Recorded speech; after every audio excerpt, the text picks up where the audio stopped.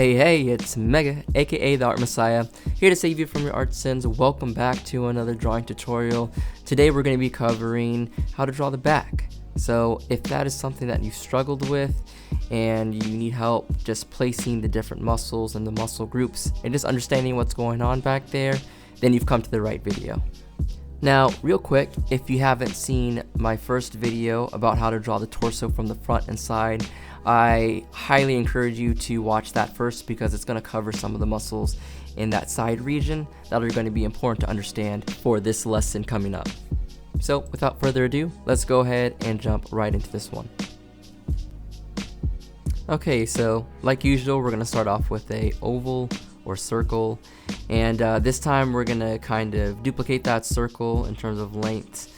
And I want to do that this time just to show you guys the overall proportion between the rib cage and the pelvis, and you guys can go ahead and kind of see how that works out there. So after that, let's go ahead and detail in the rib cage a little bit, and what's really important here is to really just show the curvature of the rib cage and how it wraps around to the front. And it does look a little bit different between the front and the back. Again, see my previous video if you want to make a quick comparison. I'm going to go ahead and draw in the pelvis as well. I kind of think of it as like a butterfly shape. The shape doesn't have to be perfect, but what's most important is just understanding where the iliac crest is going to be. That's a very important bony landmark. So I'm going to go ahead and draw in the scapula and was part of the arm as well, just so we have some reference, but I'm just going to draw it in as skeleton for right now. So I go ahead and drop the opacity down, and then I go ahead and draw in the sides connecting the rib cage to the pelvis, and I start off with drawing in the external obliques, which really fill in the space between the rib cage and the pelvis there. Try to draw in a shape just like that. And just a real quick note, it's okay if you can't remember all the names of the muscles. The most important thing is just understanding the insertions. So let's go ahead and drop in this kind of middle back muscle. It runs from the top to the bottom for the spine, and it kind of bulges near this bottom, so that's why I draw those curved lines in. And then we're going to go ahead and drop in the latissimus dorsi on either side of the back, and that connects to the humerus, kind of this outside edge. And then there's a muscle that kind of sits in here. This is the teres major, and it kind of functions like the latissimus dorsi as well, but it just sits right above that. Gonna go ahead and label that for you guys. And we're going to go ahead and finish up with these shoulder muscles. We're going to see the teres minor and this one other muscle that I can't pronounce, but I will label it for you guys. Next, we'll drop in the butt muscles, starting with the gluteus maximus and then doing the gluteus medius. And really, those are the two main ones. I sketch in this side muscle here, but we're going to cover that in the leg video. Now on top, I am drawing in the trapezius. I think I talked more about this in my neck video, so please check that out if you want to kind of see how that's formed. But it is an important muscle of the back as well, and it gives a lot of shape. And again, we're going in and just labeling a few things. And we're also going to just do a quick cleanup, so we're going to speed through that just to help you guys understand the different muscle groups by coloring it in. Okay, so we're going to zoom in here and focus on some of the shoulder muscles that are a little bit smaller. Again, I'm redrawing over the teres major, and then we're going to jump into the teres minor as well.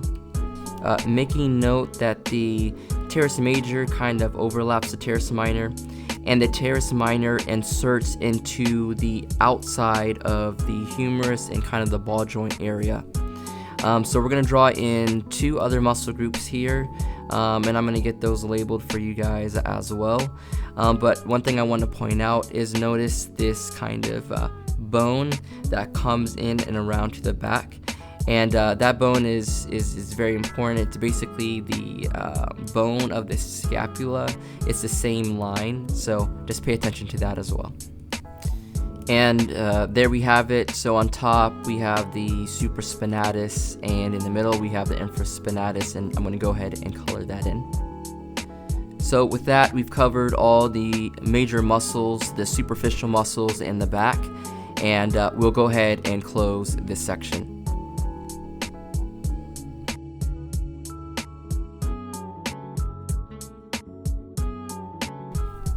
Alrighty, so it's practice time now, where we apply what we just learned to a couple different poses and really figure out how these muscles work.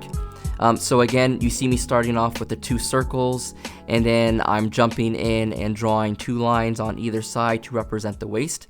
But then we start to define some of the major muscles, and what I have found most helpful to define first is your latissimus dorsi and your external obliques, and finding out where that iliac crest is. And then after that, the scapula is very important because that kind of helps define your shoulder muscles that we just covered, and so I like to drop that in as well.